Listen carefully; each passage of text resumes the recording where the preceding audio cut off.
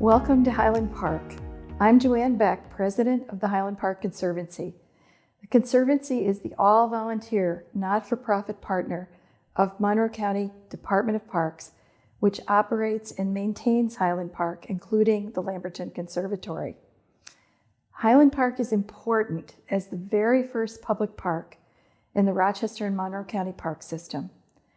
A masterwork of design by Frederick Law Olmsted, a landscape designed and built to express the intrinsic scenic beauty of its site and as a showcase of horticulture and a public space to advance the social ideals shared by Olmsted and the Park Commission for human health and well-being, social equity, freedom, and happiness. For over 130 years, Highland Park has been a place of extraordinary beauty for everyone to experience every day. The vision of the Conservancy is to share the story of Highland Park, to inspire and ensure its preservation as a signature public space for the enjoyment of all. We work to increase public appreciation for and active engagement with the park, its world-class arboretum, its historic Olmsted design, and its many unique features. In these virtual tours, we'll be exploring the Lamberton Conservatory and the tree and plant collections throughout the park. Our guides include horticultural interpreter Noelle Nagel in the conservatory and Monroe County Parks horticulturist Susan Maney on the seasonal park tours. Originally constructed in 1911, the Lamberton Conservatory was named in honor of Alexander Lamberton, a president of the Parks Commission and an avid sportsman who took a keen interest in Rochester's parks. During his tenure, he facilitated the purchase of new parklands and added the innovation of children's playgrounds. The funds for the conservatory were provided in 1910 from the estate of Mary Starbuck in Lamberton's honor. Mary Starbuck was a member of the Starbuck family, famed whalers of Nantucket, Massachusetts. And yes, the name of the now ubiquitous coffee shop was inspired by this same family. You can find Mr. Lamberton's and Miss Starbuck's gravestones in nearby Mount Hope Cemetery. The construction of the conservatory allowed for a display of plants found in tropical and desert environments, as well as seasonal floral exhibits. Over time, the conservatory deteriorated, resulting in a total restoration in 2007. The original structure was disassembled down to its foundation and reconstructed with modern materials as an exact replica of the historic structure. In January 2009, the Lamberton Conservatory Restoration Project received the 2008 Historic Preservation Restoration Public Works Project of the Year Award from the American Public Works Association. The Lamberton Conservatory is open year-round and is a particularly welcome place to visit during Rochester's winters. With 5 changing seasonal exhibits throughout the year, any time is the right time to visit the conservatory. We encourage you to visit the park and explore your interests. If you'd like to find out more about Highland Park Conservancy, volunteer, or donate, please visit our website or Facebook page. You can also find out more about our signature project, the reconstruction of the Children's Pavilion at the Overlook. We hope you enjoy this tour. I look forward to seeing you in the park before too long.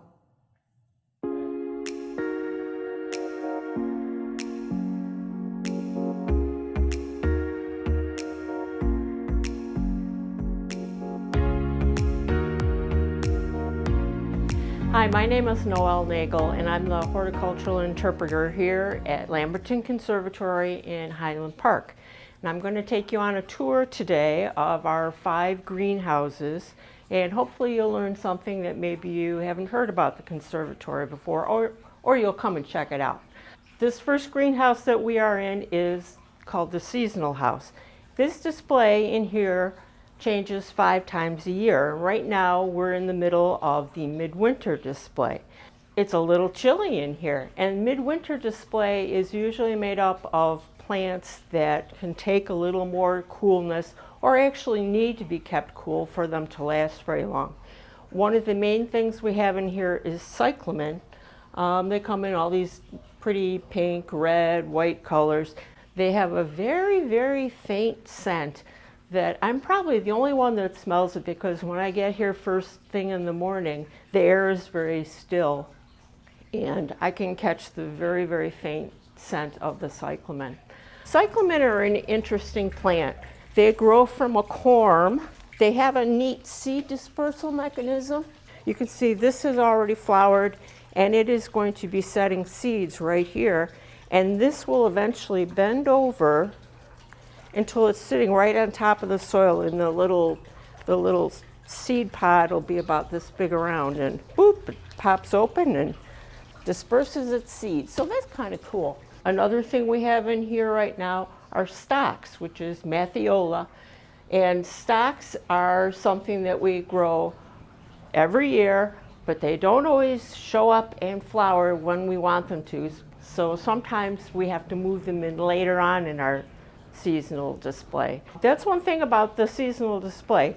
Everything in here pretty much is in pots, so we can pick it up and take it away and replace it if we need to. And so it makes it a whole lot easier when the end of the display comes and we have to move everything out and move a new set of plants in. We also have things like kalanchoes, and it is pronounced kalanchoe, not kalanchoe. So you can really set yourself apart with your friends by knowing the proper pronunciation of kalanchoe. This is something that you see as a fairly common florist plant. The ones that we have in here are called kalandiva. They're actually a double flower, which is really, really pretty. They look like tiny little roses. I love kalanchoes. They're such a forgiving plant. They don't mind if it's cool, they don't mind if it's hot. If they get a little underwatered, they're fine. If they get a little overwatered, that can be a problem. Another thing that we have in here is this plant. This is Alternithera purple prince. And this is something that you usually see offered as a container filler plant. And we grow them and we use them in our summer display. And this year we also kept them over for our chrysanthemum display, which comes after summer. And then we sent them back to the greenhouse, chopped them back, and they were ready for the chrysanthemum show, which is great because this is such a good color to work with. It makes everything else really stand out. We love this dark purple.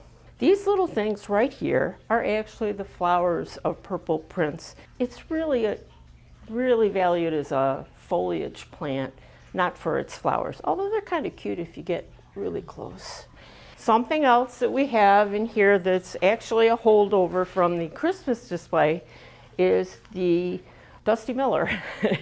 And there are a few different kinds of Dusty Miller. Again, this is something you will see offered as an annual when you go to the garden centers in, early spring to get your stuff.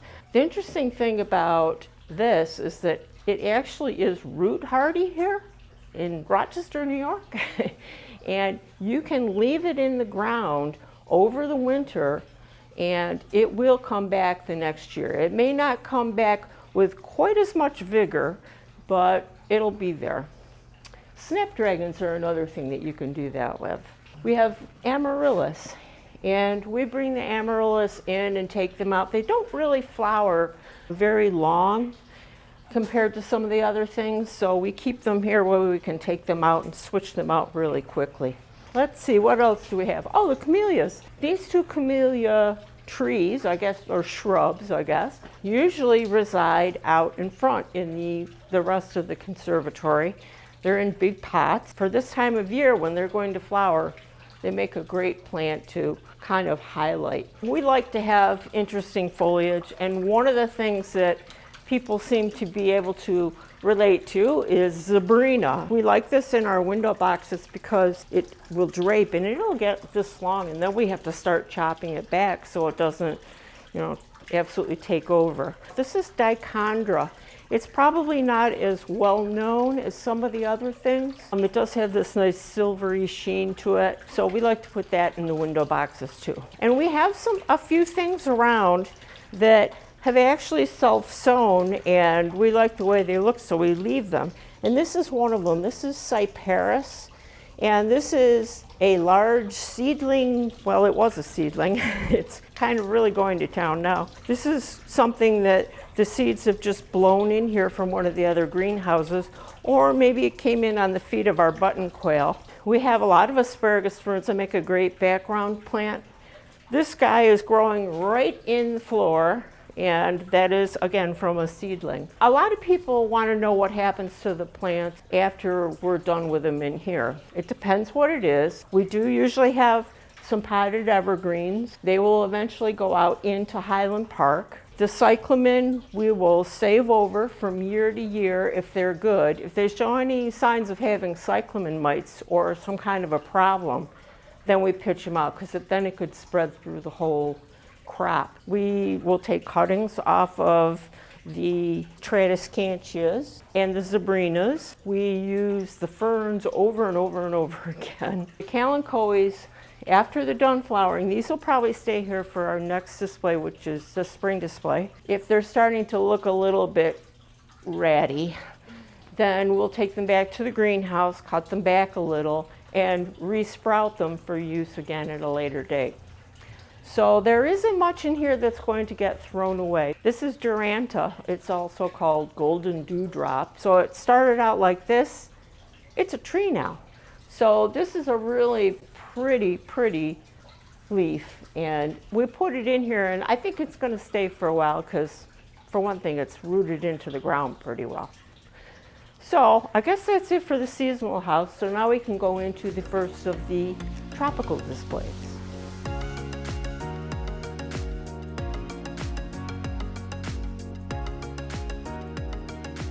We're going into our first tropical display, which is called the Orchid and Epiphyte House. Of course, one of the first things you notice when you walk in here is this humongous tree. This is probably about, I would say, 40 years old at least. This is actually a pink shaving brush tree. And it's hard to tell why it's called a shaving brush tree right now. It will get flowers later on that come from a little acorn-shaped bud, and the center section gets longer and longer and longer, and then it pops open and you have this pink brushy thing. Unfortunately, if you're not here at the right time, you're not going to see it, because it only lasts one day and then bloop, it falls off on the floor and I have to come and pick them up. It hasn't been flowering really well the last couple of years. I don't know, it seems to be a little confused, but hopefully you'll come by sometime when you can see these. Our orchid display is all right here. And in times gone by, we had greenhouses where we would keep all of the orchids, and they only came up here when they were blooming. Now we have to keep our whole display here. And so the problem with orchids is sometimes, you know, when they're not flowering, they're kind of ugly. So, oh well, you just have to look at the ones that are flowering. Orchids are epiphytes. What is an epiphyte? This greenhouse has a lot of different examples of epiphytes in it. Epiphytes are plants that live on other plants. They are not parasites. They don't suck anything out of the plant that they're on. They just use it basically to hold them up. So Spanish moss seems to be one that everybody can relate to. A lot of people think that Spanish moss is parasitic. Well, this tree is not even alive. So the Spanish moss isn't deriving anything from this tree because it's dead. Epiphytes are the things that live up in the trees, but they can also tumble out of the trees and do pretty well on the ground. All epiphytic plants are adapted to getting their nutrients in different ways. And mostly it's a very sedentary thing. They sit there and something falls on them and it basically breaks down and there's lunch. Here's one of our quail. This is actually a new kind of quail for us. We took on 4 of them only a couple weeks ago. This is a Coturnix quail.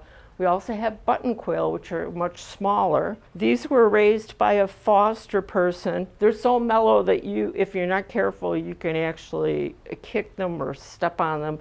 But I think this guy's probably just looking for breakfast or something. Let's look at more epiphytes. This is a type of Neoregelia, and you can see it's here in a stump, but it has many, many relatives over here that are growing on the side of a tree. They're interesting because they have this little cup, and that's the way it is with a lot of the epiphytes.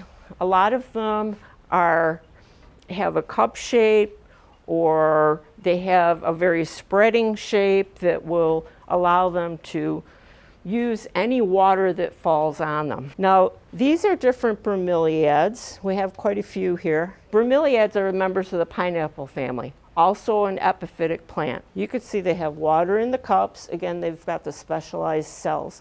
Now, sometimes you'll notice that some of these bromeliads start to get really highly colored in the center.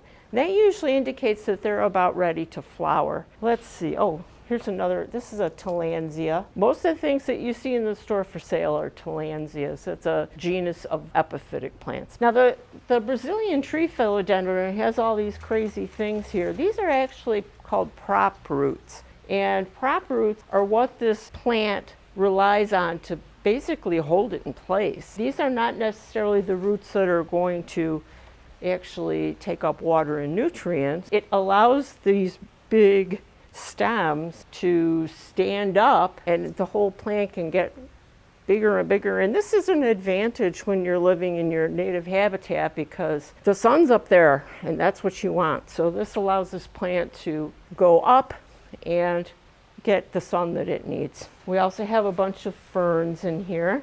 Your basic Boston type ferns.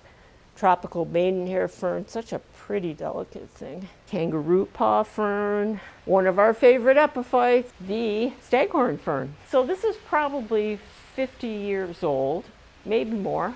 What this started from is probably a hanging basket about this big with holes in the side, and the plant actually sends small pups out from the center of the main plant, and it has gradually covered that hanging basket with these leaves, these shield leaves. This has, and actually it's not a shield leaf, it's a shield frond. Ferns have a whole different terminology. Leaves are fronds, roots are rhizomes. They don't have seeds, they have spores. And they do not flower. It is suspended from the ceiling. Now, this is not how you would see them growing out in their natural habitat. You would see something like half of this hanging off the side of a tree, or maybe something like this in where all the branches come together. We love hibiscus. This one is called the Path. We have mostly named varieties of hibiscus. You can see they can get pretty big when they're inside in a greenhouse. This is not the same kind of hibiscus that you would see outside growing during the summer around here. These actually grow into woody shrubs, and you can see it's pretty woody down there. And even though we're inside of a greenhouse, you really can't control the length of the day, or how sunny it is, or how high the sun is in the sky. Once these things start to change, things will really pick up in here. During, December, January, February, the plants, even though they're tropical plants and they're in a tropical greenhouse, they just kind of sit there and wait until the days start to get longer. We are starting to see some new growth now, which is always encouraging. It means real spring is coming. Let's see, what else do we have? Oh, this is neat. Pinstripe ginger. It's mostly a foliage plant, although it does have some flowers on it up at the top. Isn't this pretty? That's not your typical ginger plant. Now, we also have a really nice tillandsia up here. This is Tillandsia xerographica. It gets really, really big. I thought it was a really cool plant. It fell off, and so I thought, I'm gonna put this someplace where everybody will really notice it. I don't know if that's the case though, but I notice it, so maybe now people will notice it. And the green stuff behind it is creeping fig. The fig family's big. This is its creeping member. It can get very large. It can get really, really big stems on it, and then every once in a while it will drop these bombs on you, which are about like this, and those are actually the fruits. They're not edible, unfortunately. There aren't that many figs that crank out fruits that are actually edible. very unfortunate. So we're going into the tropical forest now, but before we go there, you might want to take a look at these crotons. Crotons are something that is actually used extensively in the South as like a foundation plant. They need humidity and they need really high light to really keep good color. Right inside the door, we have yet another hibiscus. And at least this one's flowering for us. This is a double. I love this apricot color. And you can see that this is a pretty sizable plant. It's getting way up there. And at some point when things start to really pick up and grow fast, I will be whacking this back even farther, because if I let this go, it'll be up to the roof in no time. Here we are. The tropical forest gives you a little bit more of an idea of how the forest has a lot of really big things and some medium-sized things and the things that don't get very big at all. Now, there are usually 3 or 4 layers in a true tropical forest. Sometimes you kind of get that impression in here, but one of the things I love in here is this guy. This is a big Bismarck palm. You can see it gets these huge blue fronds. It's gorgeous. It also has a little friend down at its base called licuala palm, or Vanuatu, depending on who you talk to. We do have several palms in here. That's actually a pygmy date palm. And this is a lady palm, which is a beautiful, beautiful plant, very slow growing. It has taken this palm probably 20 years to get to this size, which is fine, because once the palms get way, way, way up to the top of our greenhouse, they really need to be lopped down. Unfortunately, palms don't grow the way a lot of other things do. You can't just chop it down and it'll send off shoots off to the side. They usually have to be just dug up, chopped down, and taken away, which is really pretty sad. But that's life of a palm. We were talking about figs a little while ago. This is also a fig. This is a McClelland fig, or Amstel King fig. It grows so well that every year we have to cut about the top third of it off. And it just grows right back, and it gets this big head of leaves on it. And this is one of the things that is really starting to get new growth. This is a variegated Benjamin fig. This is something that you might see out at a big box store in a little pot. You keep it long enough, and it can be 15 feet tall. Really, I was talking about the croton a minute ago. I love this one. This is Mrs. Eyston. And Mrs. Eyston is actually flowering right now, but Mrs. Eyston and all other crotons have 2 different kinds of flowers. These are actually the male flowers, which are a little more showy than the female flowers. Oh, here's one. This is a female flower right here, which is just a spiky thing. But this is so pretty because it has more pink in it. We also have a triangle palm. It's called triangle palm because if you were to chop it off, the cross section would look triangular. So this is variegated ginger. Now, you know the ginger that you get at the grocery store, it's a root. This is not exactly the same kind of plant, but it is very closely related. It's valued for the foliage. Variegated refers to a plant that has leaves with yellow or white on the leaves. Sometimes people call flowers variegated if they have a color and a white edge. Those are truly bicolor. Variegated usually refers just to leaves. So this is the variegated ginger. Something that we have, you might recognize only in a much smaller form, is Norfolk Island pine. This guy's scraping the ceiling, and I actually have to chop them off on a regular basis because they could actually push the glass out of the roof if they get going. So this is what that little plant that you buy at Christmas time with a red bow on it can turn into. And this is a tropical type pine. This is not something you can plant out in your yard. It will die. So Norfolk Island pine. We probably have every insect that you could probably have in our greenhouses at one time or another. We have to be very vigilant about keeping an eye on, what's attacking what in here.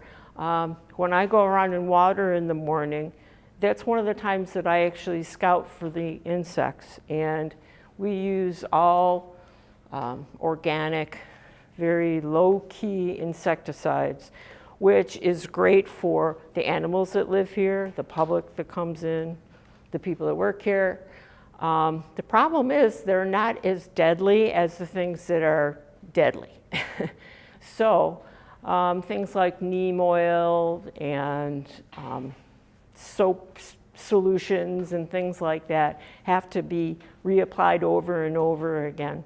So it's a little bit more of a challenge trying to keep up a bunch of plants organically than it would be if we could just come in and spray something that was really a dangerous thing.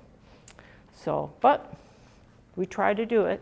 So we have 2 ponds here at the conservatory. They are both populated with a lot of turtles. We probably have a good 35 aquatic turtles. They really, really like the sunny weather, and when you come in here on a sunny day, summer especially, you'll see them sitting on the edge of the pond and in the center on the rocks basking. They do also get out of the pond and walk around, so you always have to have your eyes on the floor around here for either the turtles, the tortoise, or the button quail, or the Coturnix quail now.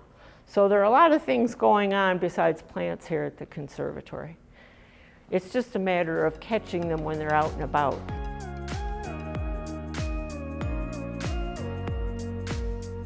So now we're going into the desert house. We actually have 2 major groups of plants here, and the path divides our desert in 2 on purpose.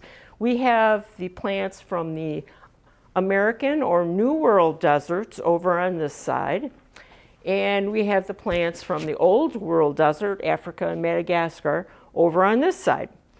And invariably people come in and go, wow, look at this great cactus. Well, this isn't a cactus. Cacti live in the New World. This is a euphorbia. Just like the cacti, they are pretty spiky. Although the nice thing about the euphorbias is when you brush by them, they'll just rip your skin. They won't actually come off in your skin like cactus spines do. So I guess it makes them a little better. We also have a crazy looking member of the grape family. I know this doesn't look very grapey, but this is actually Cissus quadrangularis, which is a scrambling member of the grape family, and it does live in Africa, and it clambers over things. In other words, it climbs around and it puts its tendrils around the plants, and it gets around that way. So this side is the American side, and these are the true cacti. This is a nice big paddle cactus. You have the golden barrel cactus, rat tail cactus, blue candle. There are a bunch of different things in here. We do have a saguaro. It doesn't have an arm yet. It takes them about 75 years to make an arm. So believe it or not, there are still people that come in here and they think that they can lop the top off of one of these barrel cacti and there's a drink of water in there. No, that is definitely not the way it works. And they do expand and contract depending on how much water they get. So what's inside of a cactus is more like a really green banana. It's not tremendously refreshing. I suppose if you were dying in the desert, then, well, you could get some liquid off of it. But take your canteen with you when you go to the desert, because there's nothing good to drink inside of one of these guys. You can see that this type of barrel cactus actually is getting all kinds of young ones off to the side, which is neat. And it also has some buds tucked in down there. So probably in the next month or so, these buds will come out and be flowers. Our desert doesn't really burst into bloom like a true desert would. Some of these cacti do flower for us. These guys, they don't have a very impressive flower, but they'll get a flower much later than the bunny ears cactus will. So it's not as impressive as actually going to the real desert. Oh well. So you see we have a lot of different types of cacti. We have agaves. This is a sisal agave. Agave is what's known as century plant. Evidently, when they were first naming plants, they thought that century plants took 100 years to flower and then died. Well, it's really, depending on the species of agave, it's really more like 20, 25, 30 years, sometimes even just 15. And it sends out a great big flower stalk, which is pretty impressive. Also, something that happened with our sisal that flowered last year, it also made lots and lots of small plants on its seed head. This is 2 of the plants that dropped off, fully formed with little nubby roots. Even though the agave will die after it flowers because it expends so much energy sending out that great big flower stalk and making the seeds and making the baby plants, that the major plant will die, but it doesn't die overnight, and it has lots of offspring to take its place. There's a pretty aloe over here. Now, this is coral aloe. It is a really nice plant. It's here on the African side. Now, the thing about aloes is that they are really the old world equivalent of the agave that we just looked at. And there's some back here also. This is aloe vera. Everybody knows aloe vera. It's renowned for its healing properties of the gel inside the leaves. Please don't pick our aloe and take it home to treat your burns. That's one of the reasons it's back there. Now, the thing about the aloes and the agaves being kind of equivalent, and the euphorbias and the cacti being kind of equivalent, these guys have evolved to meet bad conditions. It's dry, it barely ever rains, it's really, really hot. It just so happens the ones in the American desert have evolved the same way. So it's really fascinating if you're into evolution and adaptations. And it does have all these just fascinating looking plants. Succulents are really in now. There's a reason for that. They're cute, but they're also very well adapted to having very little water. They have these thick, fleshy leaves. Sometimes if you forget to water it long enough, it'll start to get a little shrivelly, and then it's like, okay, water the thing, it'll plump back up again. And if by chance something happens to fall off of your succulent, usually you can take as little as 1 leaf and grow a new one.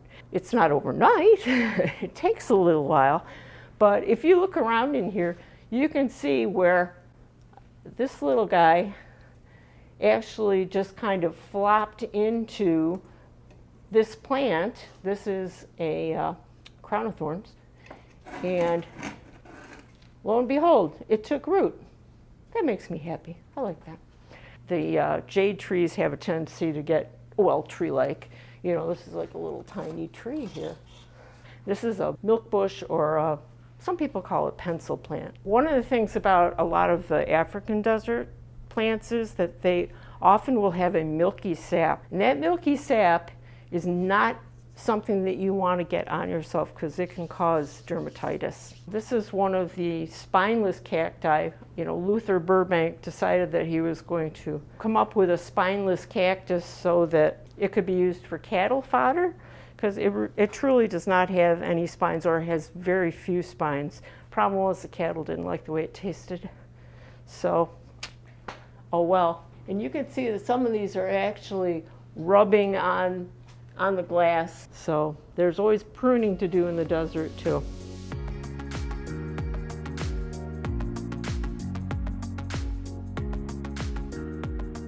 So now we're going into the last greenhouse. This used to be called the economic and houseplant area, although we don't really have very many economic plants anymore. We have some citrus, and when I got rid of the citrus years and years and years ago, there was this big outcry. What happened to the citrus? Bring back the citrus.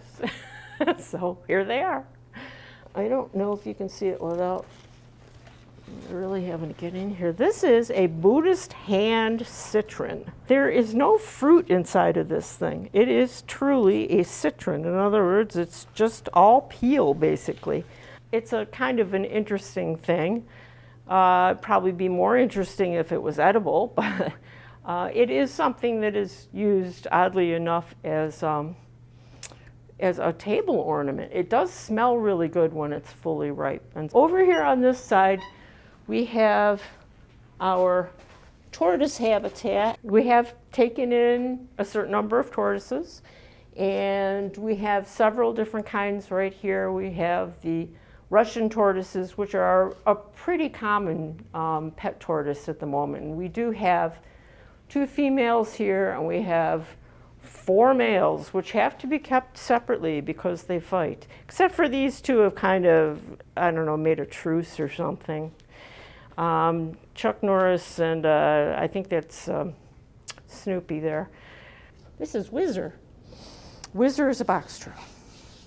And he's very pretty when he's not covered with dirt. They're called box turtles. See, they have this real high dome. And then they have a hinged shell. They can't swim in the water, and when Whizzer gets scared, he can pull his legs and his head right in there. And so we have a redfoot tortoise back there, and we have another marginated tortoise named Minnie, who wanders freely because he also doesn't play with others very well, or he wants to play too much with others. He has a lot of friends that come in just to see him. The heck with all the plants, just go to visit the tortoise. We have red hibiscus planted in the tortoise area, and that's not coincidence because turtles and tortoises do love hibiscus, especially red.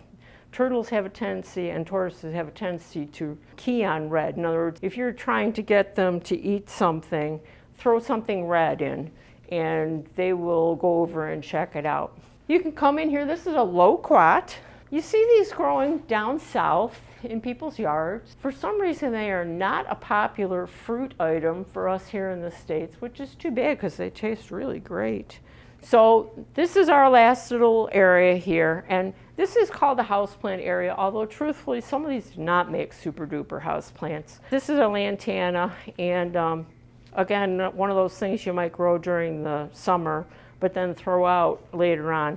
It can grow year-round and get quite large. You can see this one's all over the place. This is purple oxalis, and this is something that you can get fairly commonly. It grows from little finger-shaped tubers. Don't throw the pot away if it should die down and go dormant because there are tubers in there. You let them rest for a little while, and then you put like a small layer of fresh soil on the top and water it, set it in a warm place, and in a couple weeks' time you'll have a whole new set of leaves on it. I was talking about ferns earlier that kind of self-sow all over the place. This is holly fern. You can see where it gets its name. It's full of spores on the back. These are not insects, these are spores. But most of these holly ferns here have just grown up between the bricks and the pavers. And we let them stay there because they're pretty. There's a bougainvillea in bloom up here, and this is a special bougainvillea. This guy right here. It is variegated. In other words, it doesn't have white on its flowers, that's bicolor. It has some yellow on its leaves. So, and this guy is blooming now. And the flowers on a bougainvillea are those little white things. These papery things, those are bracts. They just hang around to look pretty and draw the insects in. Oh, we do have a nice Hoya blooming though. This Hoya, I think it's Australis, if I remember right, has sent this viney thing all the way over here onto its friend over here, which is also a Hoya, but it's going all the way up there, and it is in bloom right now. So these are the flowers. We also do have one type of insectivorous plant here. I don't like to call them carnivorous plants because it makes it sound like they're grabbing cows as they walk by or something. This one, and this one are pitcher plants. The pitcher plants that grow up off the ground. There are also pitcher plants that do grow terrestrially and look quite different. And this is a pitcher. And you can see, if you look at it really closely, there's liquid in there. And this liquid is a combination of water and enzymes. What this plant does is draws the insects inside. There are hairs inside that face backwards so the insect can't get out. If it tries to fly out, it bonks into this little guy right here, this little hood, falls back in. This doesn't slam shut or anything exciting like that. But eventually, this insect that gets in here is going to drown in this. The enzymes in the water break down the insect, but it digests the soft parts and will actually absorb the nutrients from that. They usually live in a very nutrient-poor environment. A lot of insectivorous plants live in bogs. We have your usual number of houseplants, more Hoyas, pothos. Pothos can come in a lot of different color combinations. Well, I shouldn't say a lot of color combinations. They're green and white or green and yellow. This is Marble Queen. The cool thing about pothos is you think of them as being these little pot plants, but if you let a pothos go and get really, really big, they can get really, really big. This is the same pothos, only it's been allowed to run all over the place. It's all over the floor. And sometimes they get these cool splits on the leaf too. It's really, you wouldn't think that this was the same plant as that, but it is. We also have this very cool thing called Aristolochia gigantea. This is its stem. Unfortunately, it is not flowering right now. It usually flowers in late spring and then sometimes in the fall again. Eventually, this vine, it's native to Brazil. Everything cool is from Brazil. This vine will just cover the entire greenhouse roof eventually, and it gets these huge flowers. The buds look like lungs, and they hang down, and then they get bigger and bigger and bigger.